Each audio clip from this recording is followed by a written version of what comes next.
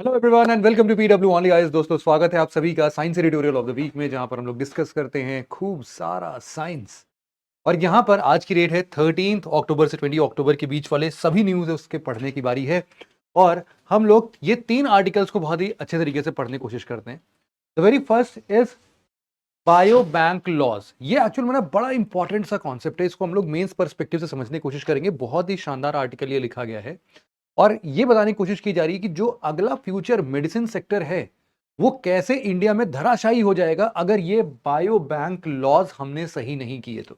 इसके पीछे proper reasons, बहुत सारे एप्लीकेशंस, बहुत सारे कीवर्ड्स, इन सब के साथ ये आर्टिकल बिल्कुल फुल फ्लेजेड इंफॉर्मेशन के साथ लैश है। सेकेंड आर्टिकल हमारा स्पेसएक्स के एक नए अचीवमेंट के बारे में है जो कि उनके लॉन्च व्हीकल स्टारशिप ने अभी अचीव किया है। T-5, 4, 3, 2, 1. सुपर हैवी पार्ट जो S1 है, यहां का स्टेज 1 है, उसको ही कैच किया गया है यहां पर।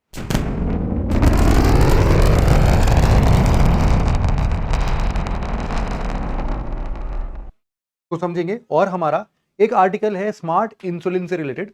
अभी तक के जितने भी इंसुलिन आते थे उसमें बड़े सारे प्रॉब्लम होते थे, मतलब जो आर्टिफिशियल इंसुलिन हम लेते थे। लेकिन अब ये स्मार्ट इंसुलिन आ गया है तो बहुत सालों से रिसर्च चल रहा था कि भाई साहब ऐसा कुछ चाहिए चाहिए चाहिए, but no one was able to make this. Right now we have the solution with smart insulin. Will definitely try to take the basic information out of this article as well. Start करते हैं अपने सबसे पहले article की तरफ। The Hindu के science segment का ये पोर्शन है। इसमें लिखा है कि why precision medicine in India can't advance without biobank laws. क्या है आखिर ये? सबसे पहले मैं आपको ना कुछ टर्म्स बताता हूं, जैसे कि यहां पर लिखा हुआ है प्रिसीजन मेडिसिन। मैंने आपको कई बार इन सभी चीजों के बारे में बताया है। Precision medicine is always about your personalised medicine. We all, as a human being, have 99.1% genetic information common in all of us. तो 99.9% सब कुछ कॉमन है, तो जो 0.1% बचा ना, वो ही अपना वेरिएशन कहलाता है। और उसी वेरिएशन के चलते एक तो हम सब लोग एक दूसरे से बिल्कुल अलग अलग दिखते हैं, वो तो बात अलग है। लेकिन ऐसा पॉसिबिलिटी अब बताया जाता है कि देयर कैन बी पॉसिबिलिटीज जहां पर मेरे पास या फिर मेरे शरीर के लिए जो दवा जिस हिसाब से रिएक्ट करेगी, वो हो सकता है कि आपके लिए वो दवा किसी और तरीके से रिएक्ट करे। और सिर्फ इतना ही नहीं, हम लोग बहुत सारे जेनेटिक स्टडीज के बाद हम लोग ऐसे पर्सनलाइज्ड सॉल्यूशन पर जा पहुंचते हैं जिनसे कि ऐसे डिसीजेस को भी हम ट्रीट कर पा रहे हैं जो कि पहले अनट्रीटेबल थे। तो ये हम लोग के लिए ना बहुत बहुत बड़ा लीप फॉरवर्ड है हमारे मेडिसिन सेक्टर में। अब यहां पर ना ये जो प्रिसीजन मेडिसिन की हम बात कर रहे हैं, इस प्रिसीजन मेडिसिन का इमर्जिंग टेक्नोलॉजीज क्या है? जो भी मेरे लेक्चर्स ऐसे वीकली डिस्कशंस को कॉन्टिन्यूसली देखता है, लगभग लगभग पिछले 2-4 महीने से अगर देख रहा है, इनफैक्ट बस इतने टाइम से भी अगर देख रहा है, तो इन सभी टॉपिक्स के बारे में हम लोगों ने मल्टीपल टाइम्स डिस्कस किया है। बट अगेन, जो भी लोग पहली बार देख रहे होंगे उनके लिए मैं क्विकली एक बार इनकॉर्पोरेट करता हूं सभी के बेसिक इंफॉर्मेशन। जीन एडिटिंग की बात हो रही है। जीन एडिटिंग का सिंपल सा मतलब है, जैसे कि हमारे जीनोम निकाला, हमारे जीनोम में से वो पोर्शन जो कि फॉल्टी लगा उसको काटा, निकाला और दूसरा फिट कर दिया उसमें, और नए सेल का प्रोडक्शन किया, वापस से शरीर के अंदर डाला, मौज करो। इसका मतलब ये है कि हमारे जेनेटिक मेकअप में अगर कोई भी छेड़छाड़ या चेंजेस हम करते हैं तो it would be termed as gene editing. Simple सी बात है। दूसरा है mRNA थेरेप्यूटिक्स। देखो, अभी भी हाल फिलहाल में जब कोविड का टाइम आया था तो भी हम लोगों ने देखा था कि किस हिसाब से किसी भी वैक्सीन जहां पहले उसको बनने में 15 साल 18 साल लगते थे, महज 2 साल के अंदर अंदर हम लोगों ने कोरोना का वैक्सीन बना दिया। कैसे पॉसिबल हो पाया ये पॉसिबल हो पाया mRNA टेक्नोलॉजीज के थ्रू। mRNA टेक्नोलॉजी बोल दो इसको, या फिर आप इसके लिए एक और बहुत ही शानदार वर्ड हमेशा याद रखना, इसको हम लोग क्या बोल सकते हैं? ट्रांसक्रिप्टोमिक्स। ट्रांसक्रिप्टोमिक्स मतलब कि हम लोग आरएनए के सभी कॉम्बिनेशन पर स्टडी करना स्टार्ट करते हैं। mRNA वैक्सीन बेसिकली हमारे नॉर्मल वायरस के डीएनए का एक फोटोकॉपी वर्जन है, और इस कॉपीड वर्जन से हम लोग कई सारी चीजें अपने शरीर के अंदर ही बना लेते हैं। अभी तक हम लोग लैब में बनाते थे, but later on we find out कि यार हमारे शरीर में तो ये सारी चीजें नेचुरली बिल्ट इन है। तो हम अपने शरीर के अंदर में कोई भी आरएनए डाल देंगे तो प्रोटीन सिंथेसाइज तो वैसे ही हो जाता है। और किसी भी वायरस के पास या तो उसके मतलब दो ही चीज होते हैं, प्रोटीन और आरएनए। आरएनए हमने भेज दिया लैब में बना के, प्रोटीन हमारा बॉडी बना देगा। As simple as that. तो हम लोग को अब वायरस को पकड़ने के लिए कोई जाली या फिर कोई ऐसी चीज लाने की जरूरत नहीं है। We can make virus in our lab itself. हमें बस क्या चाहिए, उसका जीनोम सीक्वेंसिंग चाहिए। जीनोम सीक्वेंसिंग कई सारे लोगों ने, फॉरेनर्स और इनफैक्ट इंडिया में भी कई सारे कंपनीज थी जिन्होंने कोरोना वायरस के जीनोम सीक्वेंसिंग्स किए थे। उन जीनोम सीक्वेंसिंग्स की फाइल तो आप ईमेल के थ्रू भी भेज सकते हो। जिसके पास पहुंची उसने लैब में उसका आरएनए बेस पूरा जीनोम सीक्वेंस बिल्ड किया और उसको हमारे शरीर के अंदर में भेज दिया, जिसके बेसिस पर हमारा शरीर उसको प्रोटीन देते हुए एक प्रॉपर वायरस बिल्ड कर दे। अब यहां पर इस बात का भी ध्यान देना था कि ये वायरस एक्चुअल में एक्टिव स्टेज पर ना जाए। तो ना इन सब पर बहुत ही शानदार अब तो थेरेपी मतलब थ्योरेपेटिक्स है हमारे पास, जहां पर हम लोग ट्रांसक्रिप्टोमिक्स की नॉलेज या फिर एमआरएनए टेक्नोलॉजीज का इस्तेमाल करते हैं। यहां पर एम वर्ड जो है वो मैसेंजर से रिलेट करता है, मैसेंजर आरएनए की बात हो रही है। फिर आता है आपका genomics. Genomics is all about the studying our genomes. Genomes की पढ़ाई। जीनोम क्या होता है? जीनोम जैसे कि अगर मान लो हमारा एक सेल है, ठीक है, हम लोग यूं ही पढ़ते हैं कि हमारे सेल के न्यूक्लियस के अंदर में 23 पेयर्स ऑफ क्रोमोसोम्स होते हैं। बचपन से पढ़ते आ रहे हैं, है ना? 23 पेयर्स ऑफ क्रोमोसोम होते हैं। अगर इन 23 पेयर्स ऑफ क्रोमोसोम को एक के बाद एक के बाद एक के बाद एक के बाद एक सारे के सारे ऐसे लाइन से जोड़ दो, और ये जो क्रोमोसोम बनते हैं ना, ये धागे में लिपट लिपट के आते हैं। ये धागा क्या होता है? हमारा डीएनए होता है। इस पूरे डीएनए को अगर आप एक के पीछे एक जो धागा निकला एक क्रोमोसोम का, उसके बाद उसमें दूसरा वाला धागा जोड़ दो, मतलब दूसरे धागा क्रोमोसोम का धागा जोड़ दो, फिर तीसरे क्रोमोसोम का धागा जोड़ दो, ऐसे सारे के सारे 23 पेयर्स का जोड़ दो। उसके बाद ना आपको मिलेगा ये कम से कम नहीं तो 2 मीटर लंबा ये धागा। ये धागा नहीं है, ये आपका डीएनए है। और ये डीएनए का पूरा सीक्वेंस है।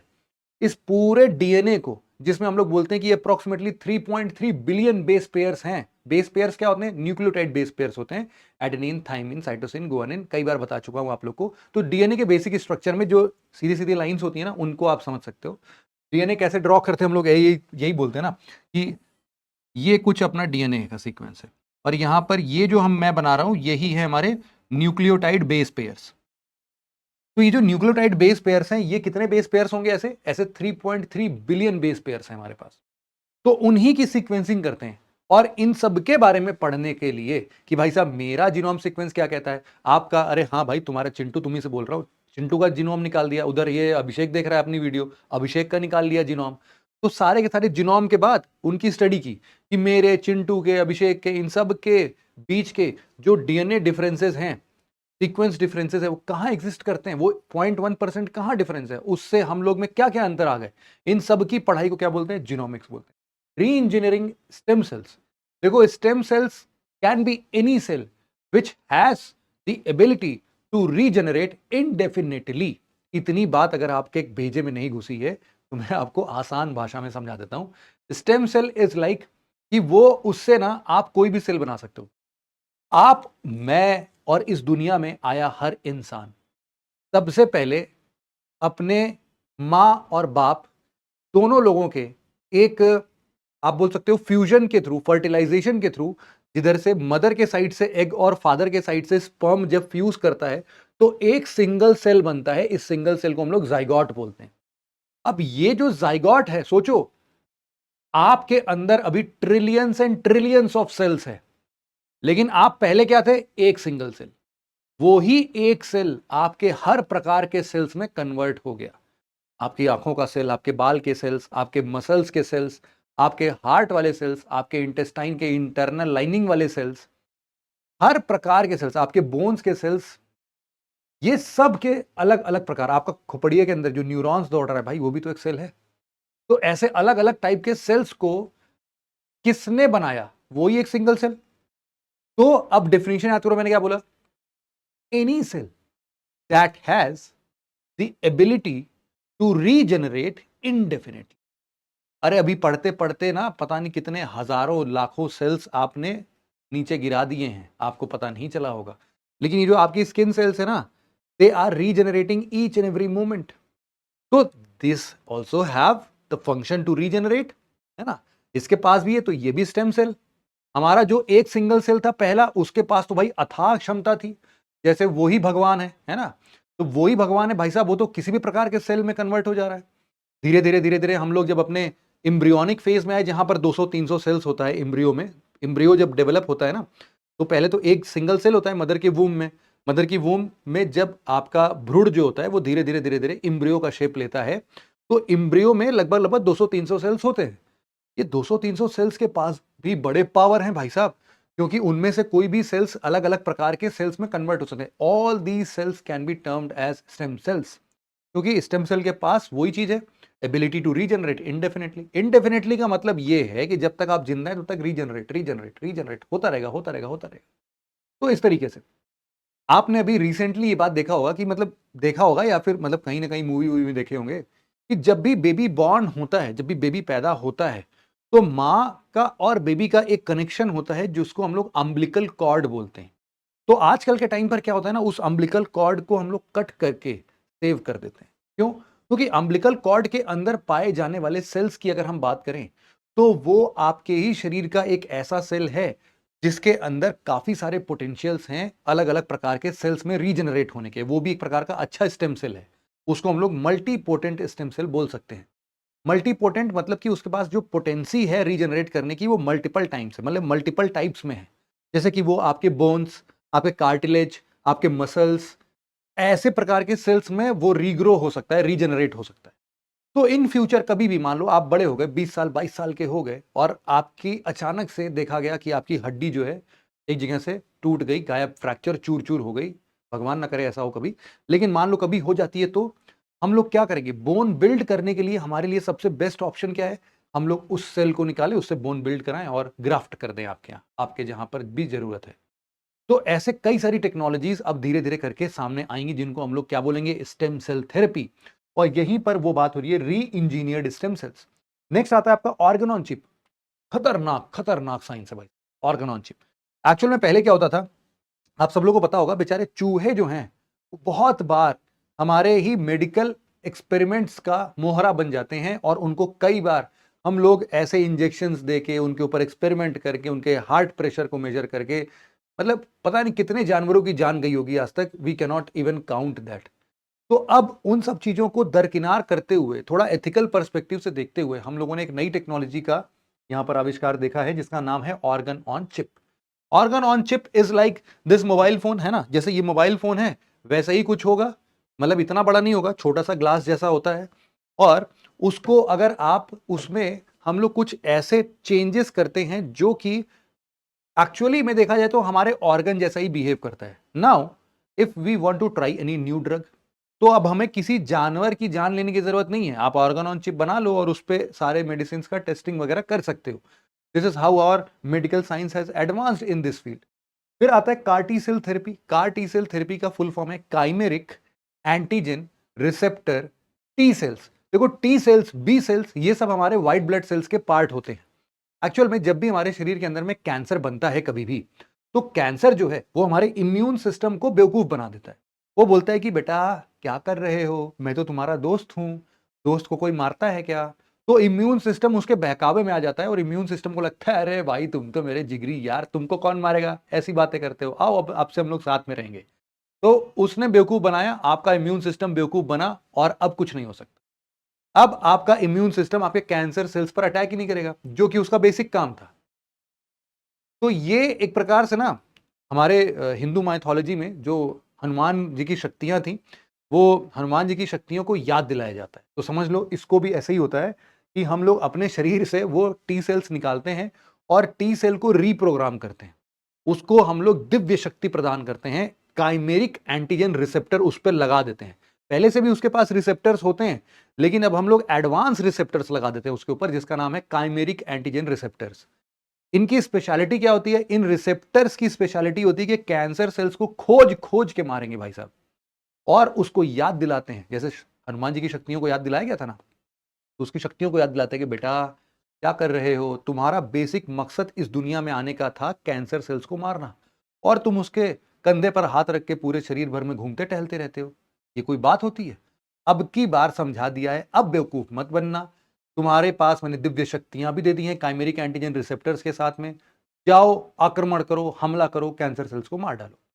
तो कैंसर सेल्स जो आज तक कई सारी जगहों पर ट्रीट नहीं हो पाते थे, chimeric antigen receptor technology CAR T cell therapy से काफी सारे कैंसर जो है वो ट्रीटेबल हो चुके हैं। बायोबैंक रिपोजिटरी, देखो इस पूरे आर्टिकल में बायोबैंक्स की बात हो रही है। ये जितनी भी चीजें हमने डिस्कस की, अब आप समझ सकते हो कि how are medical science is advancing.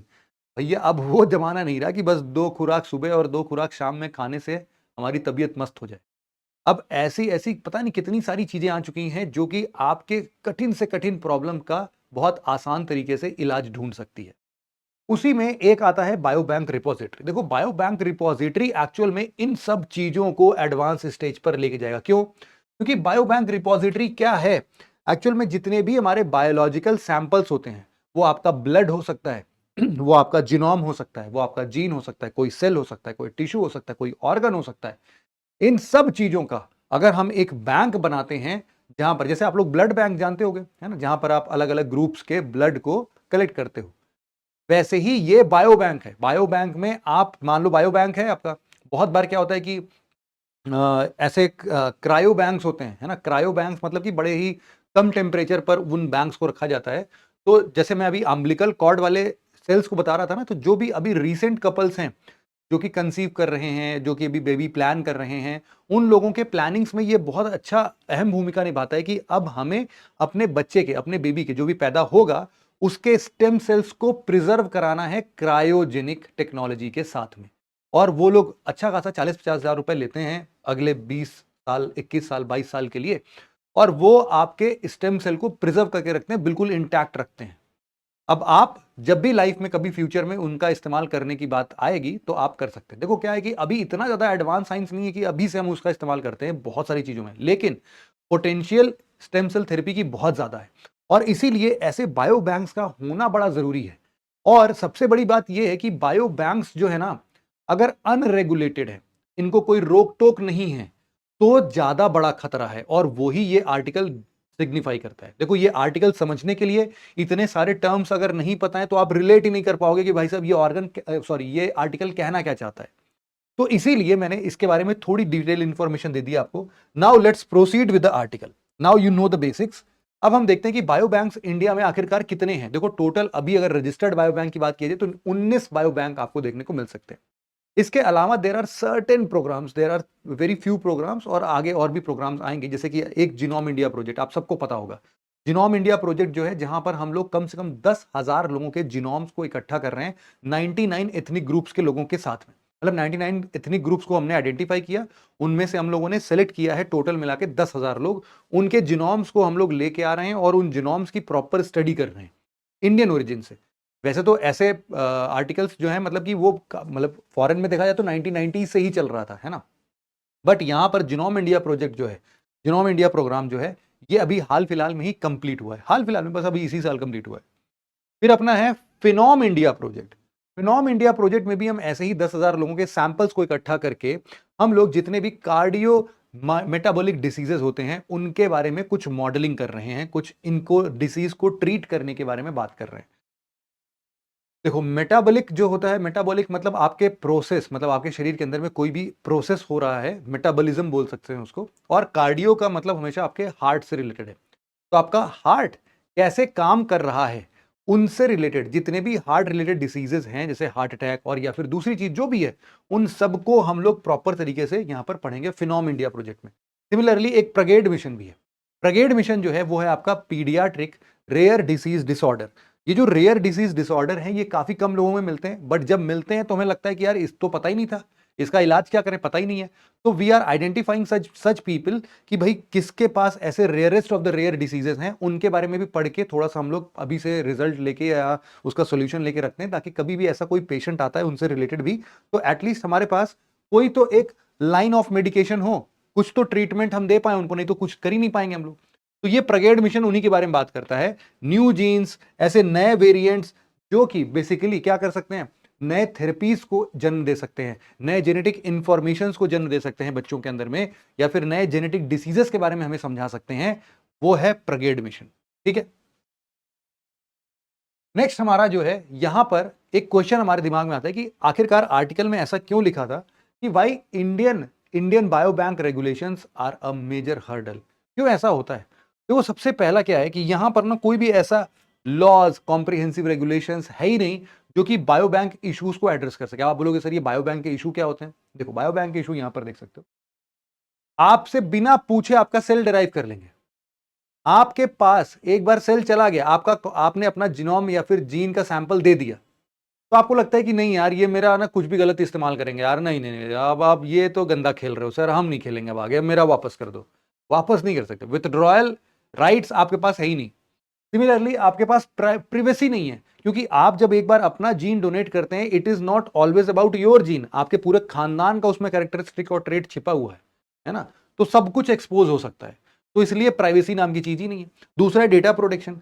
इतने 10,000 लोगों का जीनोम इकट्ठा कर लिया है, कौन प्रोटेक्ट कर रहा है, किसकी जिम्मेदारी बनती है? और इसी से यहां पर दूसरा लाइन भी आता है कि ऐसा कोई भी बेसिक एक सिंगल लॉ नहीं है, एक ऐसा कोई इंडिविजुअल नहीं है, कोई ऐसा बॉडी ऑर्गेनाइजेशन नहीं है जिसको कि हम लोग रेस्पॉन्सिबल ठहरा सकें अगर कुछ भी ऐसे इश्यूज आते हैं। तो देखो वैसे देखा जाए ना, इन सभी प्रॉब्लम्स का निजात काफी सारे देशों ने ऑलरेडी निकाल रखा है। उनके देश में कई सारे ऐसे लॉज रूल्स रेगुलेशन हैं। आप यूके, यूएस, जापान, चाइना और बहुत सारे दूसरे यूरोपियन कंट्रीज की बात कर सकते हो, उन सब जगहों पर आपको ऐसा ही मिलेगा। लेकिन इंडिया के पास फिलहाल नहीं है, तो ये इसीलिए इंडिया को बहुत मेजर सेटबैक दे रहा है। यहां पर एक किताब का नाम लिखा था आईसीएमआर का, Indian council of medical research की एक हैंडबुक है, national medical guidelines for bioethical and health research involving human participants. मतलब कि ऐसे लोगों के बारे में बात कर रहे हैं जो कि ऐसे एक्सपेरिमेंट्स में ह्यूमन पार्टिसिपेशन इंश्योर करते हैं, तो उनके ऊपर फिर रिसर्च होता है। और इनफैक्ट डिपार्टमेंट ऑफ बायोटेक्नोलॉजी के प्रैक्टिसेस हैं, डेटा स्टोरेज का है, उनके एनालिसिस का है, इन सब के अंदर ना बहुत सारे लूप होल्स हैं, बहुत सारे गैप्स हैं, उनको फिल करना बहुत ज्यादा जरूरी है। तीसरे नंबर पर आप बात कर सकते हो कि कोई भी सिंगल अथॉरिटी है नहीं, ये हमने बात कर लिया। और कुछ और भी मेजर इश्यूज है, जैसे कि मेजर इश्यूज में क्या है, नो पेनाल्टी फॉर मिसकंडक्ट। जैसा मैंने बताया कि अगर कुछ मिसकंडक्ट होता है, कुछ डेटा लीक होता है, किसको पकड़ोगे, किसको जिम्मेदार ठहराओगे, पता नहीं। दूसरा, सैंपल मिस हैंडलिंग। भाई साहब आपने सैंपल कलेक्ट किया, अब ये सैंपल 10 लोग के हाथ में लग रहा है, कुछ ऐसे इलीगल प्लेयर्स हैं, फॉरेन इलीगल प्लेयर्स हैं जो कि इंडिया के सैंपल्स को चुरा के लेके जा रहे हैं। डेटा प्रिवेसी नहीं है, आप डेटा प्रिवेसी के लिए कुछ कर नहीं पाते हो। At the same time sample share हो जा रहा है कहीं पर भी नॉन कंसेंटिंग पर्पस के लिए भी। आप बोल रहे हो कि सर हमें तो सर वो आपका जो क्या बोलते हैं कार्डियो मेटाबॉलिक डिसीज है ना, उस पर रिसर्च करना है, और आप उस पर ना करके कुछ और ही निकाल ले रहे हो उससे इंफॉर्मेशन, कुछ और ही रिसर्च कर लो, किसी को क्या पता चलेगा। तो ये ना नॉन कंसेंटिंग पर्पस के लिए भी सैंपल शेयर होना स्टार्ट हो जाते हैं। आपने एक बार कलेक्ट किया, उसको खूब बेच रहे हो, जितनी कंपनी मिल रही है उन सबको बेच दे रहे हो आप, है ना। आप तो माला माल हो गए, लेकिन बाकी सबका डेटा गया। अब इंडिया लूज क्या कर रहा है इन सब चीजों से? अगर बायो बैंक लॉ नहीं बनाता है तो क्या लूज करेगा? सबसे पहला, जितने भी ऐसे बायोलॉजिकल सैंपल डेटा की अथॉरिटी या फिर ओनरशिप है, वो इंडिया उससे डिप्राइव हो जाए। दूसरा सबसे बड़ा हम देख सकते हैं कि जितने भी रिसर्च के फाइंडिंग्स हो सकते हैं, उन पे प्रॉफिट उतना अर्न नहीं होगा इंडिया को जितना कि एक्चुअल में होता अगर बायो बैंक के लॉज अच्छे रेगुलेटेड फॉर्म में यहां पर होते तो। तीसरा, यहां पर देख सकते हो कि इलीगल अब्रॉड कंपनीज जो भी, जैसा मैं बता रहा था कि वो इंडिया से सैंपल चुरा के लेके जा रही हैं, वो एक्सपेरिमेंट कर रही हैं, वो रिजल्ट दिखा रही हैं, वो फायदा कमा रही हैं, लेकिन इंडिया कुछ नहीं कर पाएगा। साथ ही साथ अगर आप देखो कि ऐसे कितने सारे बायो बैंक्स हैं जो कि पार्टिसिपेट करते हैं बहुत सारे रिसर्चर्स के साथ में, बहुत सारे फार्मास्यूटिकल कंपनीज के साथ में, ड्रग मैन्युफैक्चरिंग में, या फिर डिसीज क्योर ट्रीटमेंट में, तो इन सब जगहों पर अब आप बायो बैंक लॉस के नहीं होने के कारण आप ये सब कुछ खो दोगे कि ये कोलैबोरेशन, ये डेवलपमेंट, ड्रग डेवलपमेंट, ये सब कुछ भी हो ही नहीं पाएगा। तो नए ड्रग, नए डेवलपमेंट में इंडिया पार्टिसिपेट ही नहीं करता। इसलिए तो वे फॉरवर्ड क्या देख सकते हो आप लोग? देखो सबसे पहली बात, जैसा हम लोगों ने अभी तक डिस्कस किया कि यार देखो बात तो सही है कि इंडिया के पास एक स्ट्रॉन्ग प्राइवेसी प्रोटेक्शन की बात कर लो या फिर रेगुलेटरी ओवरसाइट की बात कर लो, ये सब के सब एक एक्सपर्ट कमेटी के अंतर्गत में सब कुछ को डिफाइन करना बड़ा जरूरी है। नहीं तो ऐसे ही सैंपल्स इधर उधर भगते रहेंगे और इंडिया को कोई फायदा नहीं मिलने वाला है। दूसरा जो है बहुत ही शानदार बात बोलता है फार्मास्यूटिकल के बारे में।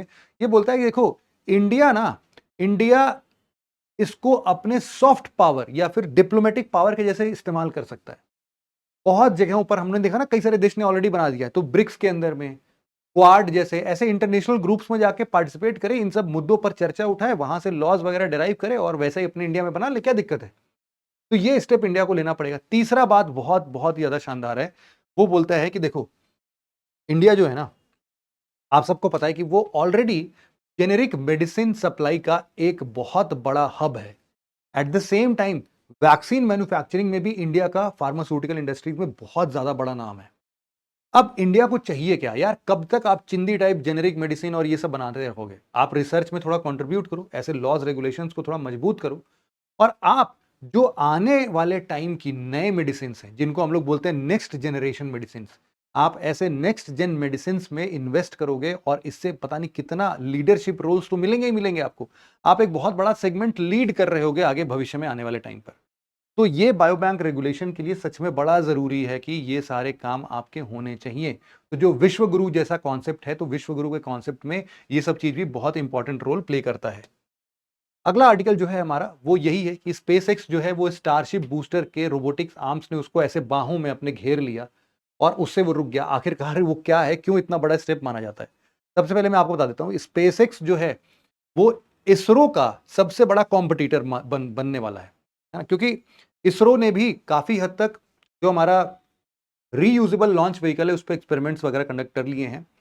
तो जितनी कॉस्टिंग इनकी आती है लगभग लगभग अभी हमारी उतनी ही कॉस्टिंग आती है। हमेशा इसरो जो है वो चीप चीप मतलब ऐसे गंदा वाला चीप नहीं, मतलब एक्चुअल में मतलब फायदे की बात है, बड़ी बात है ये कि बहुत कम पैसों में काफी सारे स्पेस मिशंस को सक्सेसफुली कंडक्ट करा देता है।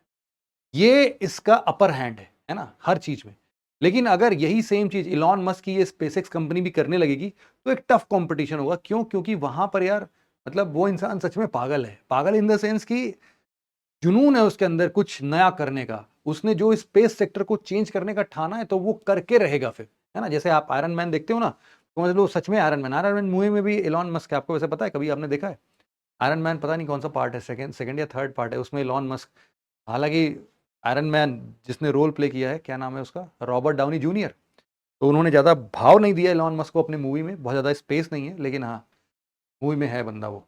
तो इलॉन मस्क ने ना स्पेस सेक्टर में पता नहीं कितने सारे सपने देखे हैं। जैसे कि एक प्रोजेक्ट है उनका, एक प्रोजेक्ट है स्टार लिंक के नाम से। स्टार लिंक का मतलब ही यही है कि भाई साहब वो हजारों सैटेलाइट्स, और हजारों में जब मैं बोल रहा हूं तो ऑलरेडी 6-8 हजार सैटेलाइट तो जा चुके हैं, 12-13 हजार और जाएंगे, मतलब कुल मिला जुला के एट द एंड 30-35 हजार सैटेलाइट्स वो ऑल ओवर लो अर्थ ऑर्बिट में लगाएगा, जिसके थ्रू हम लोग इंटरनेट फैसिलिटीज को ले पाएंगे डायरेक्टली उसी से, है ना? सीधे इलॉन मस्क से फोन पे बात होगी आपकी फिर, है ना?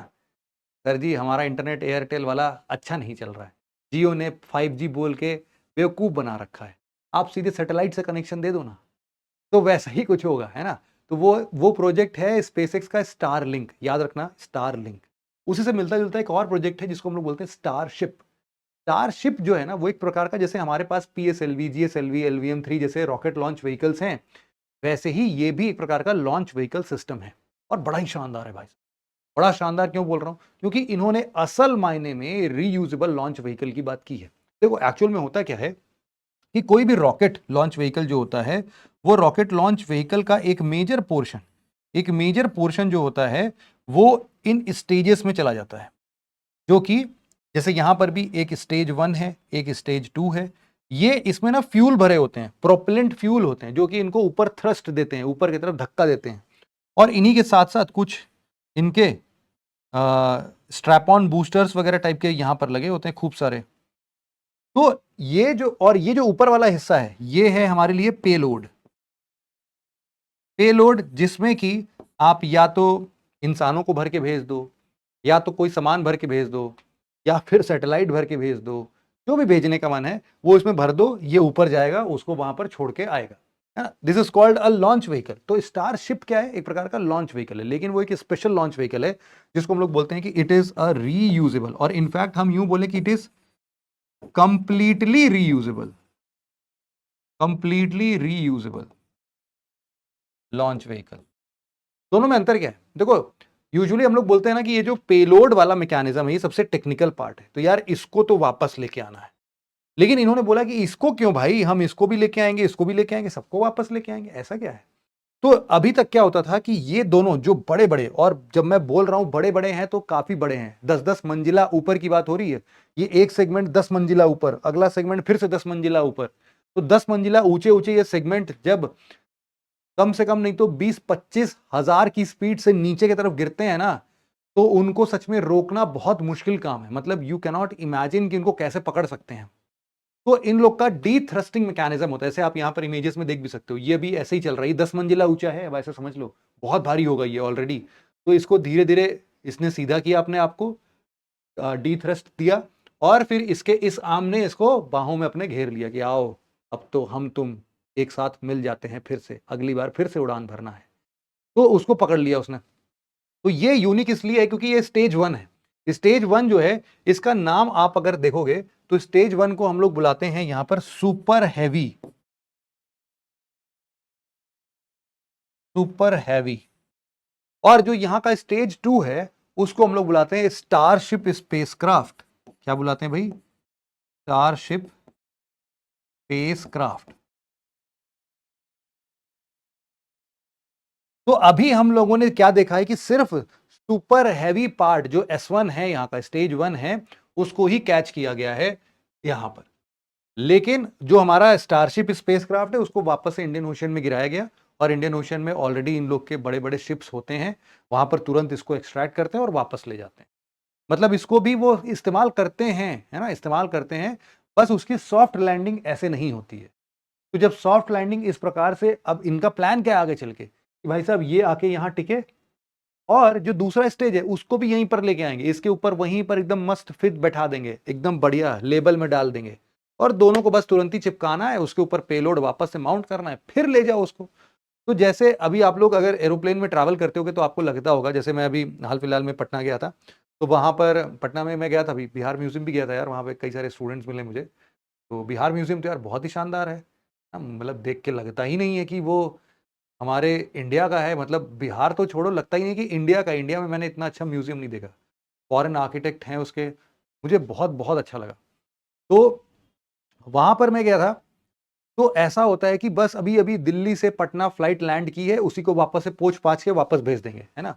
तुरंत ही उसका सीट वीट साफ कर देंगे और बस तैयार है भाई, दूसरे भरो वापस ले जाओ दिल्ली। तो ऐसे अप डाउन होता है जैसे, है ना। तो वैसे ही इनका भी थॉट है कि हम लोग एक मिशन भेजें रीयूजेबल लॉन्च व्हीकल का मतलब ही यही होना चाहिए कि अभी अभी ऊपर 4-5 मिनट पहले छोड़ के आया है, वापस से 1-2 घंटे में इसको वापस से हम लोग सही कर लें, फिर ले जाइए। तो ऐसे सिचुएशन की बात हो रही है। अभी इंडिया जो इसरो करता है वो क्या करता है, वो सिर्फ और सिर्फ अपने पेलोड को वापस लाने की बात कर रहा है, इन फ्यूल वाले सेगमेंट को नहीं, प्रोपेलेंट्स को नहीं, है ना। लेकिन इस इलॉन मस्क भैया तो अपने आप में यूनिक ही है।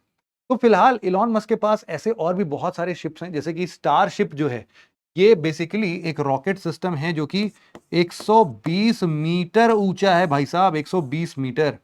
आपके सहूलियत के लिए मैं बता दूं, जो अपने यहाँ पर दिल्ली में यहाँ कुतुब मीनार है ना, वो अप्रोक्सीमेटली 72-72.5 मीटर का है, 72-72.5 मीटर का है। ये 120 मीटर कुतुब मीनार से भी ऊंचा बता रहे हैं ये, है ना। और काफी ऊंचा हो गया, 75 कहाँ, 120 बहुत है यार, है ना। अरे कितना, मतलब 45 मीटर, और 72 मीटर के बाद लगभग लगभग 48 मीटर और ऊंचा। तो बहुत है यार, है ना। तो बहुत ऊंचा है भाई साहब ये। इन सबको संभालना और लेके जाना बहुत मुश्किल है। इवन हम बोलते हैं कि जो पहला एक स्पेस मिशन गया था ना, कि बहुत पहले जो जिसमें आर्मस्ट्रॉन्ग गए थे, वो भी इतना बड़ा नहीं था, वो तो प्रॉपरली एकदम से मतलब मैन्ड मिशन था हमारे मून का। लेकिन फिर भी कोई बात नहीं है।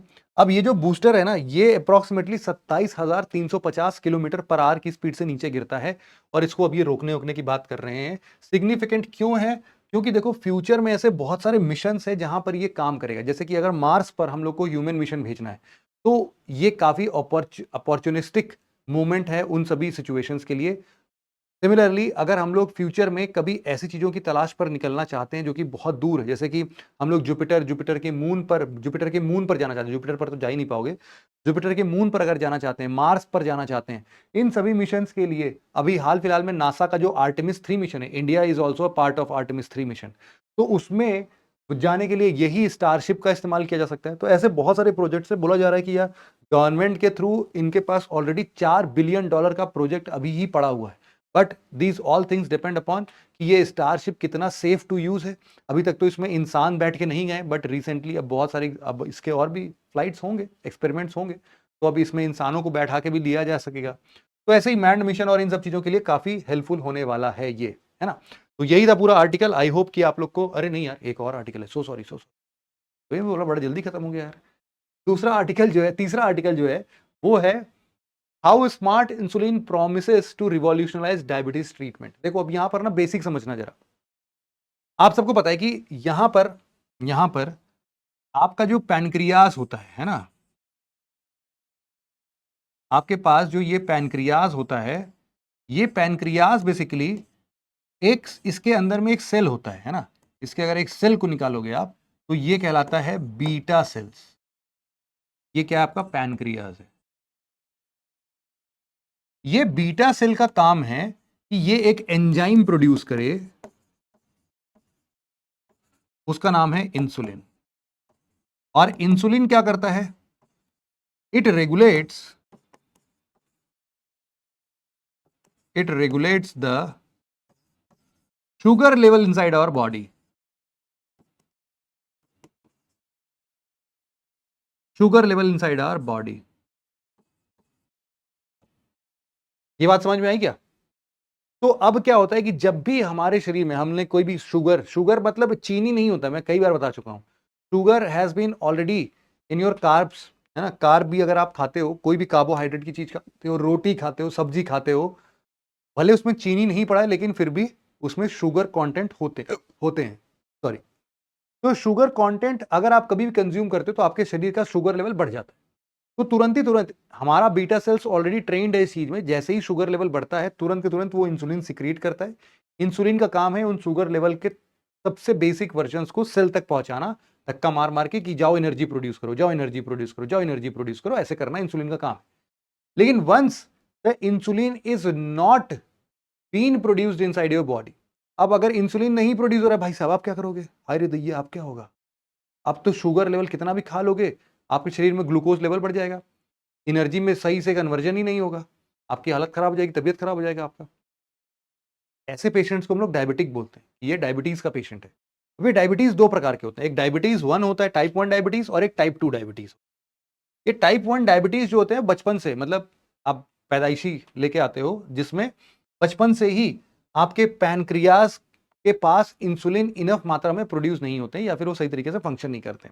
जो टाइप 2 डायबिटीज है वो बेसिकली इंसुलिन के लिए एक रेसिस्टेंस डेवलप कर लेता है ना, कि वो इंसुलिन को प्रोड्यूस नहीं होने देता है या फिर इतना ज्यादा इंसुलिन प्रोड्यूस कर देता है कि शुगर ही नहीं बचता है। फिर मतलब दोनों ही कंडीशंस में बहुत दिक्कत आती है। पहला वाला, दूसरा वाला बहुत ही रेयर है। आप बोल सकते हो कि यहां पर ग्रेटर अमाउंट्स आर रिक्वायर्ड, मतलब कि इंसुलिन जब प्रोड्यूस ही नहीं हो रहा है टाइप 2 डायबिटीज में तो बहुत ज्यादा अमाउंट में आपको इंसुलिन लेना पड़ता है उस केस में। अब प्रॉब्लम क्या है कि इंसुलिन बनता कैसे है यार? इंसुलिन अभी तक तो सिंपली हम लोग पिग से पहले निकालते थे, फिर अब हम लोगों ने ई कोलाई बैक्टीरिया में हम लोगों ने अपना बीटा सेल का वो जीन सेगमेंट ट्रांसफर कर दिया है ना, जिसको हम लोग बीटा सेल के अंदर, मान लो ये अगर बीटा सेल है, बीटा सेल का न्यूक्लियस है, इस न्यूक्लियस के अंदर में डीएनए होगा, इस डीएनए को हम लोगों ने बाहर निकाला, इस डीएनए को हम लोगों ने क्या किया, बाहर निकाला। और इस डीएनए से हम लोगों ने क्या समझा कि अच्छा इसका एक सेगमेंट है जिसके अंदर ये बीटा सेल कैसे प्रोड्यूस करता है वो लिखा हुआ है, यहां से यहां तक का नंबर।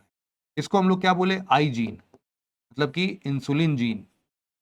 और इस आई जीन को हम लोगों ने क्या किया, ई कोलाई बैक्टीरिया के जीन में इंटर कर दिया। अब ई कोलाई बैक्टीरिया, जैसे आई जीन हमारा बीटा सेल बनाता था, वैसे अब बैक्टीरिया हमारा बना रहा है इंसुलिन। तो उस इंसुलिन को हम लोग खाते थे। लेकिन प्रॉब्लम क्या है, हम सब लोग कितना इंसुलिन इनटेक करें ये डिपेंड करता है कि हमने कितना शुगर कंज्यूम किया है। अब यार शुगर एकदम से नाप तोल के तो कोई खाता नहीं है। कभी मान लो एक मिठाई खा ली, कभी बिल्कुल भी कुछ भी नहीं खाया। तो शुगर लेवल हमेशा उन लोग को मॉनिटर करना होता है। एक डिवाइस आता है, यहाँ पर आप देख सकते हो, ये तो मतलब कॉमन है आज के टाइम पर, घर घर में जो भी डायबिटिक पेशेंट होते हैं उनके पास होता है। तो वो एक बस नीडल जैसा होता है, वो पिंच करेगा, ब्लड आएगा, ब्लड का सैंपल जैसे ही आप उसके उस पर रखोगे तो वो तुरंत ही आपके ग्लूकोज लेवल को बता देगा।